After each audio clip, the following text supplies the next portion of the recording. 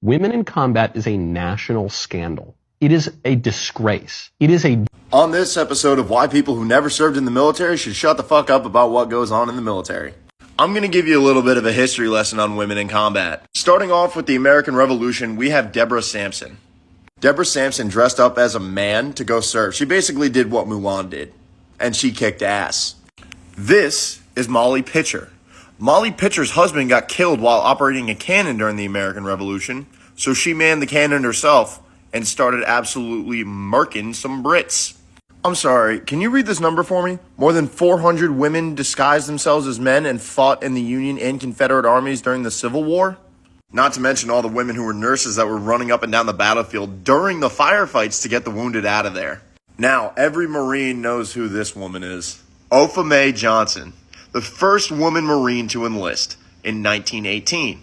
And you see these women right here, they're not Americans, they're Soviets, but they were called the Night Witches. And the Night Witches were really, really good at bombing German lines. And they were pretty decent in dogfights too. They were an all-women combat squadron for the Soviets. And whether you like Russia now or not is irrelevant because they were our ally at this point. Which probably helped lead to these four badass ladies who fly a $29 million aircraft called the F-15 Eagle.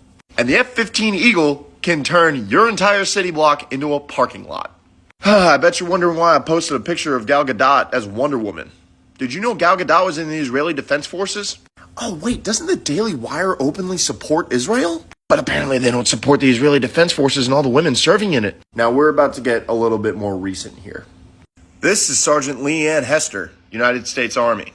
You can look up her Silver Star citation for literally absolutely murking a bunch of Iraqis in a counterattack with 203s, grenades, and M4s when she came under heavy machine gun and small arms fire during an ambush. Now this is Petty Officer Shannon M. Kent. Shannon M. Kent was a United States sailor who worked in intelligence. She was attached to special operations units like SEALs. On January 16, 2019, she was killed in action in Syria. She had previously deployed to both Iraq and Afghanistan attached to SEAL teams and was their support team. And just to add to this, before deploying to Syria, she had beaten cancer.